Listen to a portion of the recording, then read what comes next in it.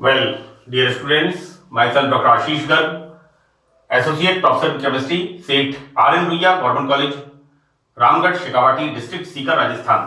बच्चों BSc part first में first paper inorganic chemistry, इसमें बच्चों हमने स्टार्ट किया हुआ है कोवेलेंट बॉन्ड। और कोवेलेंट बॉन्ड का अध्ययन करने के बाद हमने इसी यूनिट के अंदर एक टॉपिक है आणविक कक्षक सिद्धांत, मॉलिक्यूलर ऑर्बिटल थ्योरी, वो हमने स्टार्ट किया था। हमने आणविक कक्षक सिद्धांत से किस प्रकार परमाणुओं के अंदर बॉन्ड फॉर्मेशन होता है, आणविक कक्षक बनते हैं, इसका हमने काफी विस्तृत अध्ययन किया। बच्चों इस सत्र में, इस पार्ट में हम दोनों थ्योरीज, सहसंयोजक बंध सिद्धांत एवं आणविक बंध सिद्धांत, covalent bond theory and molecular orbital theory, इनके बीच में तुलना, हम कंपैरिजन इसका करेंगे। और बच्चों कंपैरिजन के अंदर, तुलना के अंदर सिमिलैरिटीज एंड डिससिमिलैरिटीज, समानताएं और विषमताएं, दोनों को हम अध्ययन करेंगे। बच्चों कोवेलेंट बॉन्ड थ्योरी और मॉलिक्यूलर ऑर्बिटल थ्योरी, ये आप 12th क्लास से अध्ययन करते हुए आ रहे हैं, क्योंकि कोवेलेंट बॉन्ड 8th क्लास से, 9th क्लास से हम थोड़ा हम इसका लुईस का इलेक्ट्रॉनिक कंसेप्ट पढ़ना शुरू कर देते हैं कि किस प्रकार से दो तत्व अपने इलेक्ट्रॉन्स की साझेदारी करके सहसंयोजक बंध बनाते हैं। तो बच्चों हम इसमें स्टार्ट करते हैं। सबसे पहले this is the comparison of covalent bond theory and molecular orbital theory, right. Now we see the similarities, समानताएं। बच्चों इसमें फर्स्ट पॉइंट है कि दोनों सिद्धांत सहसंयोजक बंध की व्याख्या करते हैं, राइट। बच्चों कोवेलेंट बॉन्ड थ्योरी इलेक्ट्रॉन्स का साझा होता है, जबकि आणविक कक्षक सिद्धांत के अंदर दो तत्वों के परमाणु जब संयोग करते हैं तो यहां पर बंधी और प्रतिबंधी, bonding and anti bonding molecular orbitals बनते हैं। और दोनों ही सिद्धांत के अंदर सहसंयोजक बंध का हम स्पष्टीकरण देखते हैं। Now second, similarities. दोनों सिद्धांत के अनुसार परमाणुीय कक्षक अतिव्यापन करके बंध बनाते हैं। बच्चों हमने सहसंयोजक बंध सिद्धांत के अंदर संकरण पढ़ा कि किस प्रकार दो या दो से अधिक लगभग समान ऊर्जा के कक्षक संकरण करके कम ऊर्जा के दिशात्मक स्थायी कक्षक बनाते हैं, और इसे हम कहते हैं कक्षकों का संकरण। और यहां पर बच्चों कक्षकों का अतिव्यापन होता है और यहां पर आणविक कक्षक बनते हैं, यानी दोनों ही थ्योरीज के अंदर कक्षकों की ओवरलैपिंग होती है। यहां पर बच्चों अतिव्यापन करने वाले परमाणुीय कक्षकों की सिमेट्री एवं ऊर्जाएं समान होती हैं। बच्चों दोनों ही थ्योरीज के अंदर हम क्या देखते हैं कि जो नए कक्षक बनते हैं उनकी ऊर्जाएं और सिमेट्री समान होती है। So this is the second similarity, ये इसकी दूसरी समानता है। बच्चों थर्ड वन, दोनों सिद्धांत के अनुसार इलेक्ट्रॉन घनत्व परमाणुीय नाभिकों के बीच स्थित रहता है, राइट। यहां पर भी बच्चों हम क्या देखते हैं कि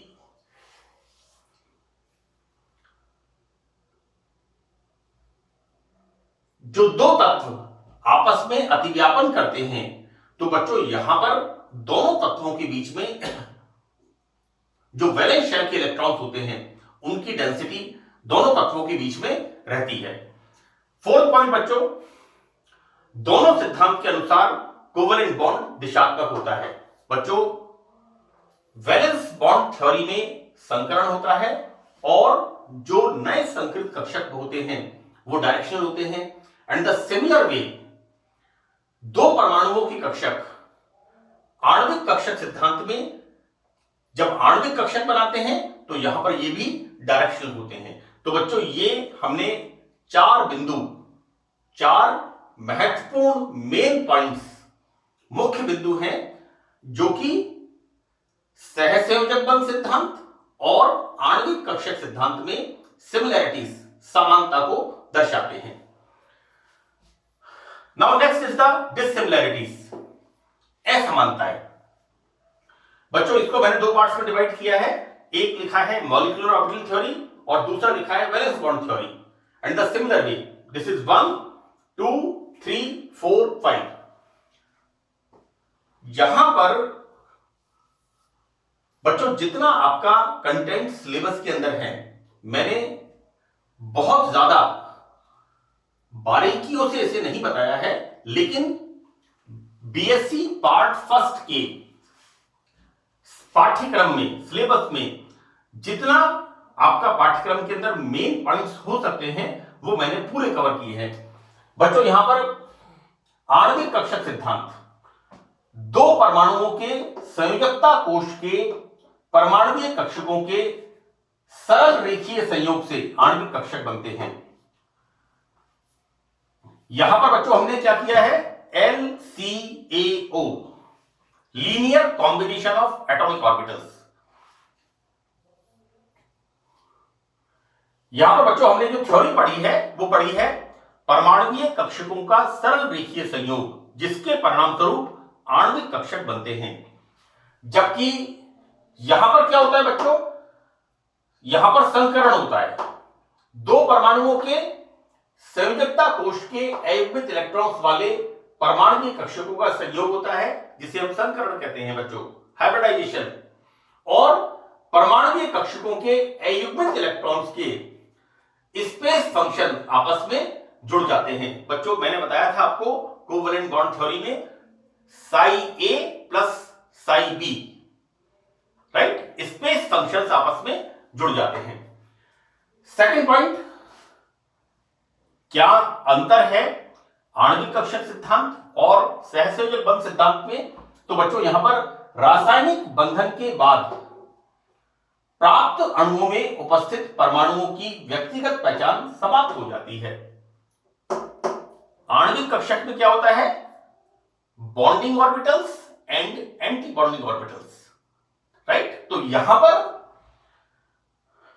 आणविक कक्षक सिद्धांत के अनुसार जब रासायनिक बंध बनता है तो अणुओं में उपस्थित परमाणुओं की व्यक्तिगत पहचान यहां पर नहीं, जबकि रासायनिक बंधन के पश्चात भी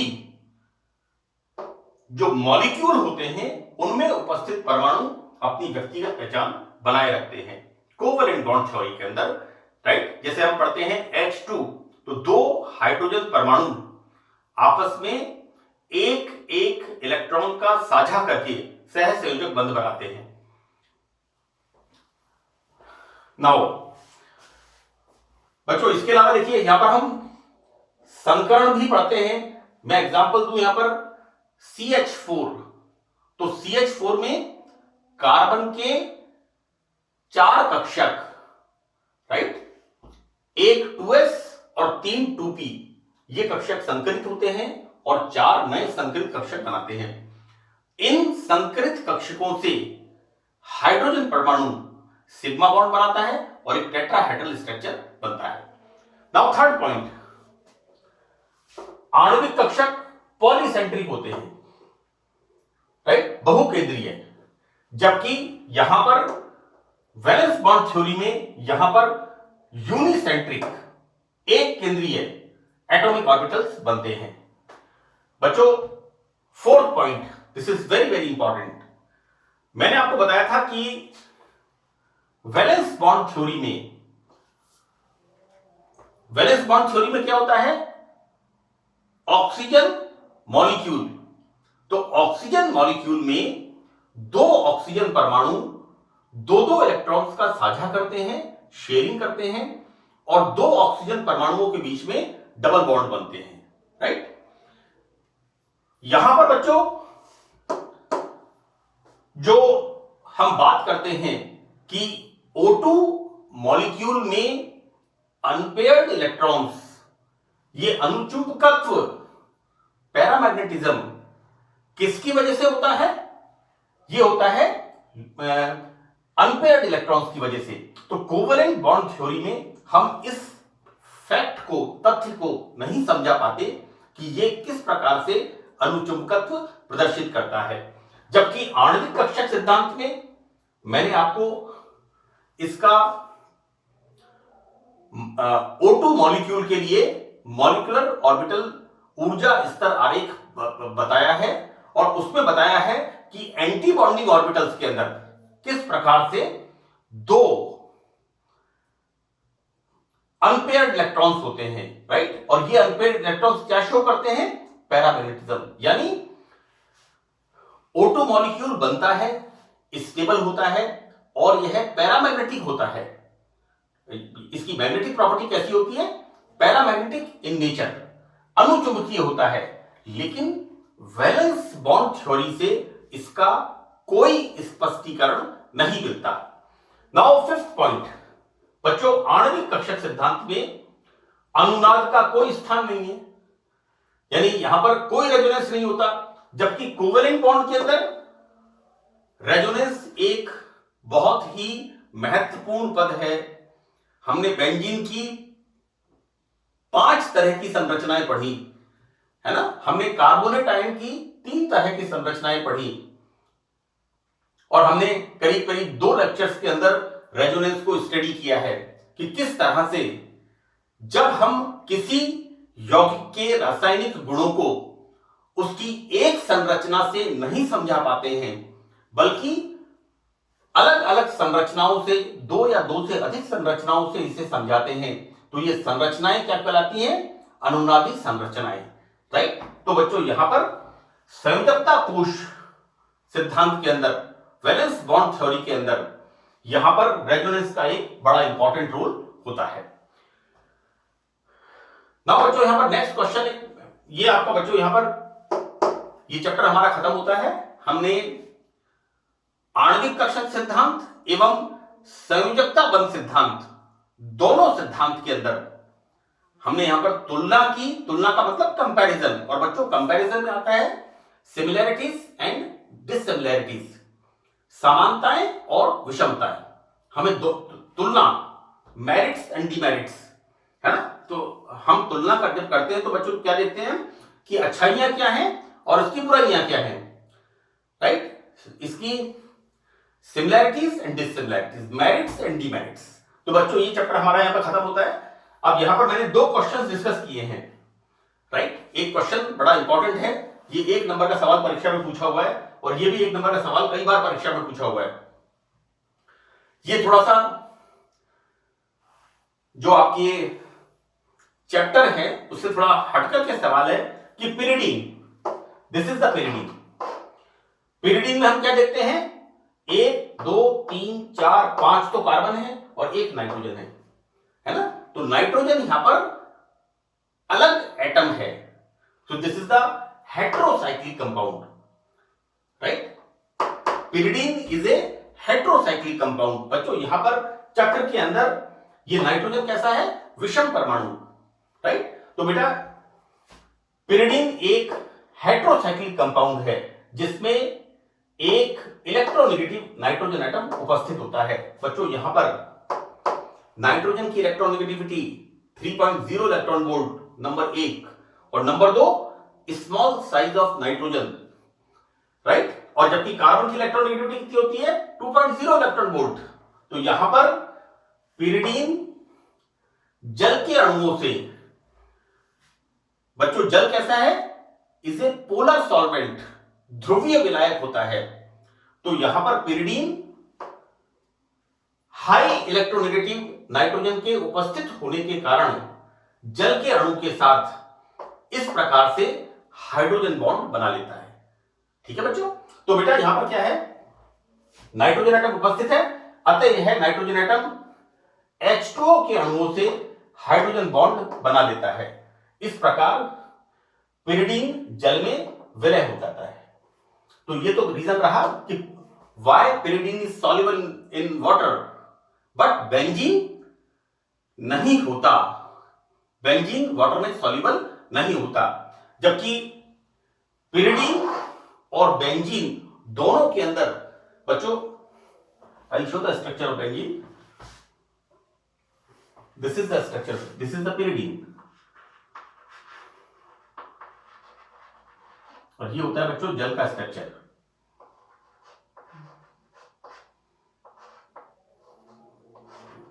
ये जल की संरचना है and this is the structure of benzene.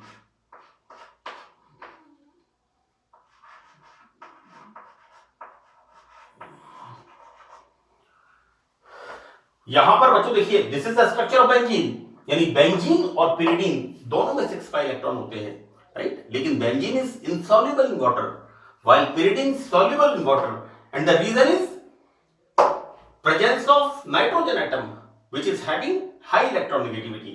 तो बच्चों यहां पर बेंजीन में, benzene is a homocyclic compound. बच्चों देखिए, carbon carbon carbon carbon carbon carbon, so it is a homocyclic, है ना, समचक्रीय, विषम चक्रीय, heterocyclic. This nitrogen is hetero atom. तो बच्चों यहां पर बेंजीन एक समचक्रीय यौगिक है, इसमें वलय कार्बन परमाणुओं की बनी होती है एवं इसमें हाइड्रोजन बॉन्ड की कोई संभावना नहीं होती। यानी यहां पर बेंजीन वाटर मॉलिक्यूल के साथ किसी प्रकार का कोई हाइड्रोजन बॉन्ड नहीं बनाता है, इसलिए बच्चों benzene is insoluble in water, ये जल के अंदर अवेलेबल होता है। Now second question, this is very very important question, कि fatty acids like palmitic acid, oleic acid and stearic acid, मैंने बच्चों आपको ये fatty acids BSc part second में मैंने पढ़ाए हैं, वहां लिखा है मैंने OPS, OP Sharma, OPS, oleic acid, palmitic acid and stearic acid, right, these are the higher fatty acids. तो यहां पर जो वसीय अम्ल होते हैं वो क्लोरोफॉर्म में सॉल्युबल होते हैं। व्हाई? इसका रीजन बच्चों क्या होता है कि वसीय फैटी एसिड्स में क्या होता है, जैसा कि मैंने कहा, उच्च वसीय अम्ल C17H35, C15H33, COOH, palmitic acid, oleic acid, आप इसके बेटा इसके 12th क्लास के अंदर आप इसका जो इंट्रोडक्शन है कार्बोक्सिलिक एसिड्स का उसको देखिए, उसके अंदर ये तीनों एसिड्स दिए हुए हैं, palmitic acid, oleic acid and stearic acid, and these are 3 fatty acids. तो यहां पर बच्चों वसीय अम्ल में कार्बोक्सिलिक समूह होता है और ये कार्बोक्सिलिक समूह क्लोरोफॉर्म के इस पोलर बॉन्ड के साथ हाइड्रोजन बॉन्ड बनाता है, राइट। फैटी एसिड्स का कार्बोक्सिलिक एसिड क्लोरोफॉर्म के इस पोलर बॉन्ड के साथ हाइड्रोजन बॉन्ड बना लेता है। इस प्रकार क्लोरोफॉर्म फैटी एसिड्स के लिए एक अच्छे विलायक का काम करता है। बच्चों ये क्वेश्चंस एक एक नंबर के आपके इसमें पूछे हुए हैं एंड ये क्वेश्चंस बच्चों these are related with the hydrogen bond, right. मैंने यहां थोड़ा स्पेस बचा हुआ था तो मैंने सोचा कि आपको मैं कुछ क्वेश्चंस का इसमें सॉल्यूशन दे देता हूं। तो बच्चों यहां पर इस सत्र के लिए इतना ही। मुझे उम्मीद है कि ये आपको अच्छी तरह समझ में आएगा और मैंने यहां पर कंपैरिजन का मैंने कोशिश की है कि कम पॉइंट्स और जिनके अंदर बहुत ही बड़े इंपॉर्टेंट पॉइंट्स हैं उनको यहां पर बच्चों मैंने कंपैरिजन में डिस्कस किया है। So that's all in this lecture. Thank you.